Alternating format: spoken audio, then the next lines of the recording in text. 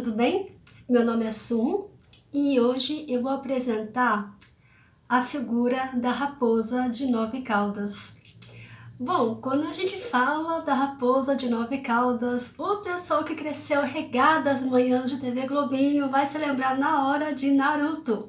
E de fato, Naruto é um desenho japonês, inspirado na lenda que existe no Japão, na China, na Coreia, dessa criatura mitológica que é a raposa de 9 caudas. E por que que tem essa lenda nos 3 países? Na verdade, mais que 3. Tem também no Vietnã, mas enfim, é tudo decorrência do intercâmbio cultural que havia nesses países, desde tempos muito antigos.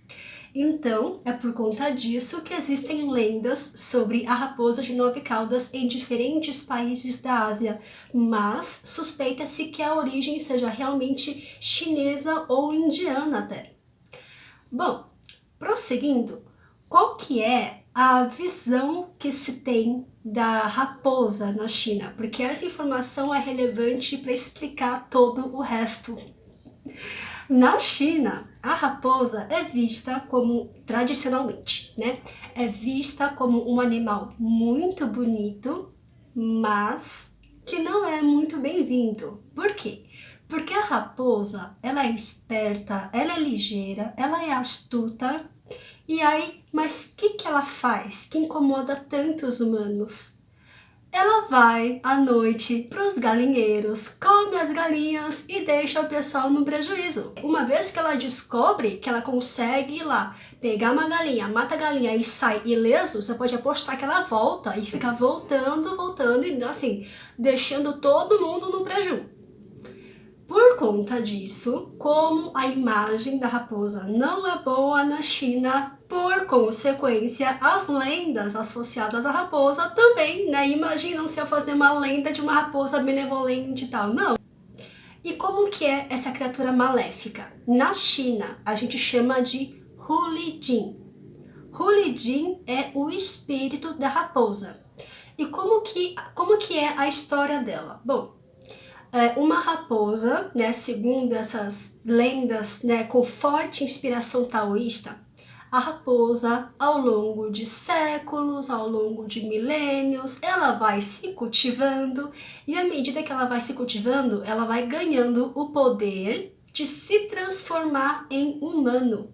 E quando ela consegue fazer isso, ela se transforma no corpo de uma mulher, sempre muito bonita, mas que aí chega no meio da família, no meio daquele reino, para causar desgraça, para semear confusão, geralmente através da sedução dos homens. E isso é uma lenda bem comum na China, Tão comum, essa coisa da raposa como uma criatura maléfica, sedutora e que causa prejuízo geral. Isso tá tão arraigado na cultura chinesa que é até xingamento. E aí é que eu vou abrir um momento cultura que para vocês verem. Na China, quando alguém quer xingar uma mulher, sempre mulher, que ela está desviando um homem para um mau caminho, que ela está seduzindo um homem para tomar decisões erradas. Essas mulheres, elas são xingadas de Hulidin. Então, na China, você falar que você é uma Hulidin, você falar isso para uma mulher é xingamento. Então, para vocês verem como a moral das raposas está lá embaixo na China, Ok, fechando esse parênteses cultural, aí a gente então prossegue com a história. Essa raposa, Hulidin, ela é a raposa de 9 caudas? Ainda não.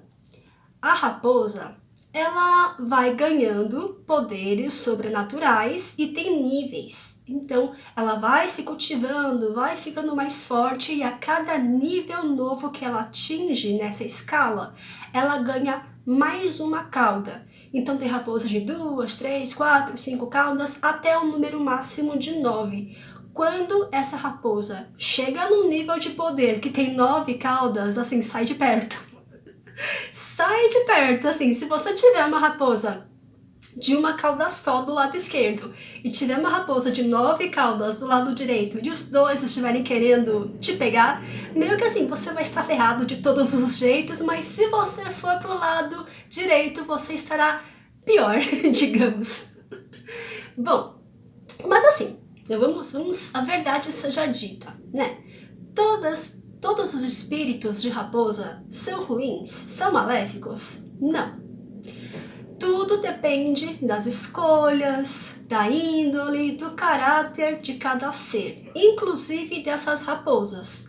Na China, a imagem de uma raposa como ser maléfico é mais forte, mas não é que não exista lendas com histórias mais bonitas, mais meigas de raposas que têm mais caráter.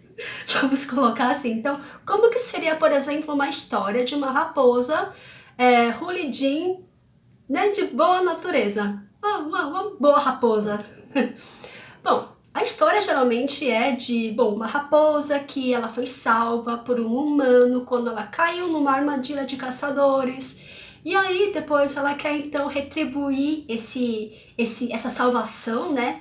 Ele quer retribuir com gratidão esse ato heróico desse humano. E aí ela vai se cultivando.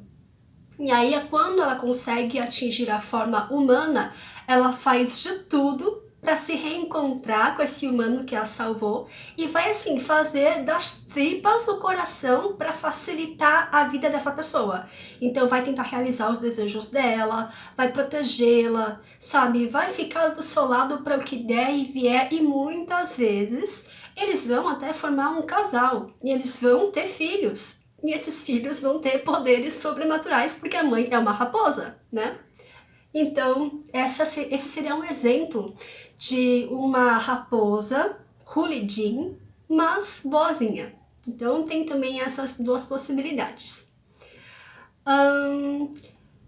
Outra coisa é que assim, Hulidin geralmente tem uma associação negativa. Quando a gente fala de Hulidin, você vê, é até xingamento. Mas a raposa de 9 caudas não necessariamente. Porque assim, a raposa, à medida que ela vai se cultivando, ela vai ficando mais forte, chega uma hora que assim, ela para, né, de ficar fazendo criancice, fazendo travessura, porque essas coisas todas, essa confusão, esse caos que os Hulidins ficam semeando, é porque eles são travessos. Eles gostam de uma confusão, assim, é meio mal, mas também meio porque é travesso, sabe? Eles gostam de uma briga, de uma confusão no meio da humanidade, né? Mas assim, quando você já ficou mais velho, já cresceu, já amadureceu, você desencana, né? Você para de fazer essas criancices. Mesma coisa com a raposa de 9 caudas, que aí na China é chamada de Jiu Wei Hu. Não é mais Hulidin, é Jiu Wei Hu. O Jiu Wei Hu, ele já é uma raposa bastante madura. Então ela largou dessas traquinagens aí. Então a gente não diz que Jiu Wei Hu é mau, é malevolente, não. Ele é neutro, ele fica na dele, mas é claro, não provoque, porque ele é um ser super poderoso, né? Mas e na cultura popular? Onde está a raposa de 9 caudas? Está em muitos lugares, para começar com o próprio Naruto, né? O Naruto é um desenho japonês, né, que eu falei no comecinho, em que uma criança chamada Naruto, né, obviamente, ela nasceu com o espírito de uma raposa de 9 caudas selada dentro dela. E aí, por conta disso, todo mundo tinha medo de Naruto. Ninguém queria conversar, ninguém queria ser amigo de Naruto. Então ele era todo isolado, porque as pessoas têm essa mistura de medo e de rejeição. Enfim, é uma história que, assim, muito, muito boa, mas o plano de fundo, a história de vida de Naruto é bem triste, porque ele tinha esse espírito dentro dele, né? Outro lugar onde está a raposa de 9 caudas. Na Netflix temos um outro dorama, uma outra série asiática chamada Eternal Love, Amor Eterno. Esse seriado chinês, ele tem por protagonista uma raposa de 9 caudas, né? É um romance que gira em torno, né, da história de amor entre um príncipe do reino celestial e também uma raposa branca de 9 caudas do reino das raposas. E vai contar a história, os altos e baixos, né, da história de amor deles, que se passa ao longo de 3 encarnações. A história deles vai se desenrolando ao longo de 3 encarnações, e em cada uma das encarnações alguma coisa acontece que eles não conseguem ficar juntos. Então é muitos altos e baixos, mas é uma produção que eu achei muito, muito bem feita e uma história muito bonita também, tá? Então, isso, né, essa é a história da Raposa de 9 Caudas. E a pronúncia de Hulijin na China é Hulijin, bem idêntico, né? E a pronúncia de Jiu Weihu, que é a raposa de 9 caudas literalmente, né, é Jiu Weihu, tá? Então, nenhum som impronunciável, nenhum som que não exista no português também. Então, basicamente, esse é o vídeo de hoje. Até o próximo!